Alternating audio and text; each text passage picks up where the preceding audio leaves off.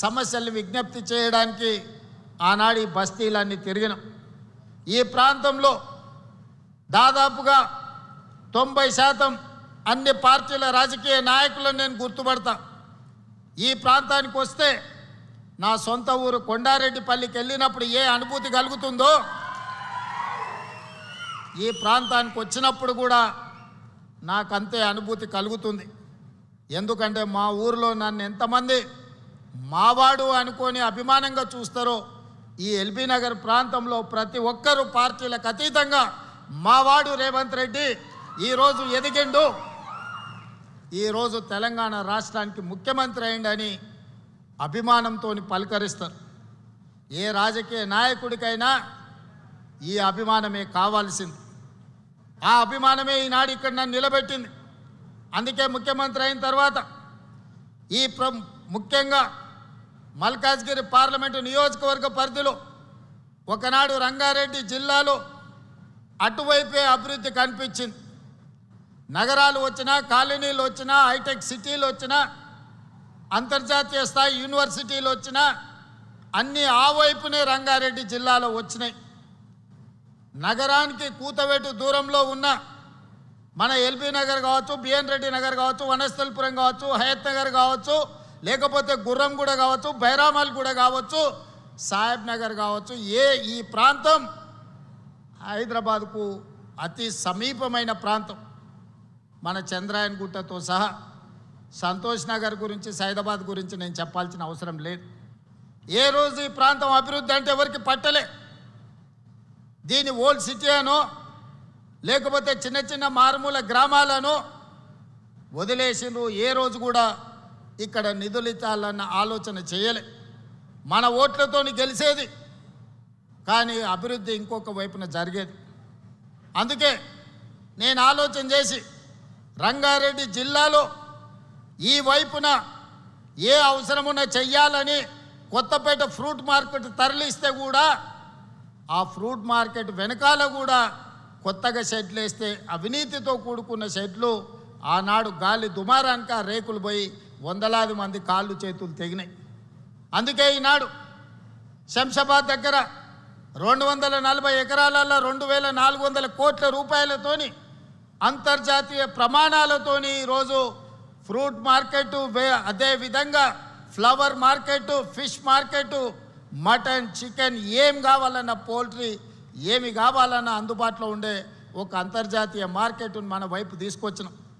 ఇవాళ ఇక్కడ కూడా ఈ స్థలాన్ని కబ్జా పెట్టుకోవాలని కొంతమంది ఇది ప్రైవేట్ భూమిగా దీన్ని చిత్రీకరించి అధికారులను కొందరిని అనుకూలంగా మార్చుకొని కొన్ని కోర్టుల్లో తీర్పులు తెచ్చుకొని ఈ ప్రాంతాన్ని లేఅవుట్లు చేసి ఎకరాలను గజాలుగా మార్చి అమ్ముకోవాలని ప్రయత్నం చేసింది. ఆ కేసు సుప్రీంకోర్టులో ఉంటే ఉద్దండులైన న్యాయవాదులను పెట్టి ఆ కేసులో ప్రభుత్వం గెలవడమే కాదు, ఈ ప్రాంతానికి కాలుష్య రహితమైన ఒక నాణ్యమైన గాలి, నీరు, స్వచ్ఛంగా ఈ ప్రాంత ప్రజలు బ్రతకడానికి అవసరమైన అభివృద్ధిని చెయ్యాలి అని దీని ఒక నేషనల్ ఫారెస్ట్ కింద, పార్క్ కింద ఈరోజు అంకితం ఇచ్చి 100 ఎకరాలుగా పైగా మొత్తం 424 ఎకరాలు జూబ్లీ హిల్స్ ప్రజలకి కాసు బ్రహ్మానందరెడ్డి పార్క్ ఉంటే ఎల్బీ నగర్ ప్రాంతంలో, బిఎన్ రెడ్డి నగర్ ప్రాంతంలో 424 ఎకరాల అంతర్జాతీయ ప్రమాణాలతోని ఇక్కడ పార్కు నిర్మించాలి. అవసరమైన నిధులు, అభివృద్ధి ప్రణాళికలు చేయడానికి నేను అధికారులకు ఆదేశాలు ఇచ్చిన. ఆదేశాలు ఇవ్వడమే కాదు, నేనే స్వయంగా వస్తా, అభివృద్ధి పనులను చేపట్టండి. అభివృద్ధి చేసే క్రమంలో ఆనాడు ఈ ఫారెస్టులో నుంచి కాలనీలకు వచ్చే వర్షపు నీరు, మురుగునీరు వెళ్ళడానికి ప్రణాళిక లేకపోతే వాళ్ళకు కూడా ఆదేశాలు ఇచ్చి ఏ కాలనీలో ఎంత పెద్ద వర్షం వచ్చినా ఏ చెరువు కానీ, ఏ కుంట కానీ, ఏ నాల కానీ ఎవరు ఆక్రమించొద్దు, ఏ కాలనీల నీళ్లు నిలవద్దు. కష్టపడి సంపాదించుకున్న ఆస్తి, టీవీలు కావచ్చు, ఫ్రిడ్జులు కావచ్చు, మంచాలు కావచ్చు, పిల్లలు చదువుకునే పుస్తకాలు కావచ్చు, వాళ్ళ సర్టిఫికెట్లు కావచ్చు, నీళ్ళలో తడవద్దు, ఏ పేదవాడి ఇబ్బంది రావద్దు అని ఈరోజు ఆ నీళ్లు కూడా స్వేచ్ఛగా వెళ్ళేటట్లు ఏర్పాట్లు చేయమని చెప్పిన. ఆనాడు వర్షాలలో సరూర్ నగర్ చెరువు ప్రాంతంలో బస్తీలే మునిగిపోయినాయి. జీవితకాలం కష్టపడి సంపాదించుకుందంతా నీళ్ళలో కలిసిపోయినాయి. అందుకే ఈనాడు ఆ కష్టాలు ఉండొద్దు, ఆ కష్టాలకు కారణమైన కబ్జాదారుల కోరలను పీకాలని ఈనాడు హైడ్రా సంస్థను తీసుకొచ్చినాం. దాన్ని ఒక భూతంగా చూపించే ప్రయత్నం చేస్తున్నారు.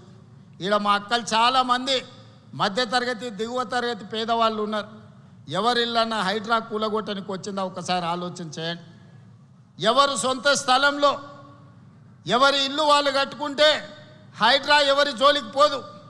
ఎవరైతే చెరువులు కబ్జా పెట్టుకుంటారో, ఎవరైతే కుంటలు కబ్జా పెట్టుకుంటారో, ఎవరైతే నాలాలు కబ్జా పెట్టుకుంటారో, ఎవరైతే పార్కులను కబ్జాలు పెట్టుకుంటారో, ఈ కబ్జాలు పెట్టుకున్న వాళ్ళకు మాత్రం ఈపు సున్నం అవుతుందని నేను చెప్తున్నా. వనస్థలిపురం ప్రాంతంలో గుడికి సంబంధించిన స్థలాలు కూడా కొంతమంది కబ్జాలు పెట్టుకోరు. హైడ్రా వచ్చి కూలగొట్టి గుడికి అప్పచెప్పింది. అంతే తప్ప ఏ గజం భూమి కూడా మేమెవరం తీసుకోం. నేను శ్రీధర్ బాబు మా సురేఖ అక్కనో మేమెవరం తీసుకెళ్ళం. ప్రజలకు ఉపయోగపడే విధంగా పార్కులకు అభివృద్ధి చేసి, గుడులు అభివృద్ధి చేసి, నీళ్లు నిలవడానికి ఒక అవకాశం ఇస్తే, నీళ్ళు ఎక్కడైతే ఉంటాయో మనం ఆ నీళ్ళ స్థావరాలను కబ్జా పెట్టుకుంటే వెళ్ళడానికి దారి దొరక్క ఆ నీళ్లు మన ఇళ్ళని కబ్జా పెట్టుకుంటున్నాయి. మన బస్తీలకు నీళ్ళు ఎందుకు వస్తున్నాయి? చెరువులు కుంటలు మనం ఆక్రమించుకుంటే వాన వచ్చినప్పుడు ఆ నీళ్లు మన బస్తీలు ఆక్రమించుకుంటున్నాయి. కొద్దిమంది కబ్జా చేసుకుంటే వేలాది కుటుంబాలు ఈరోజు నష్టాన్ని భరించాల్సి వస్తున్నాయి, కష్టాలను ఎదుర్కోవాల్సి వస్తున్నాయి.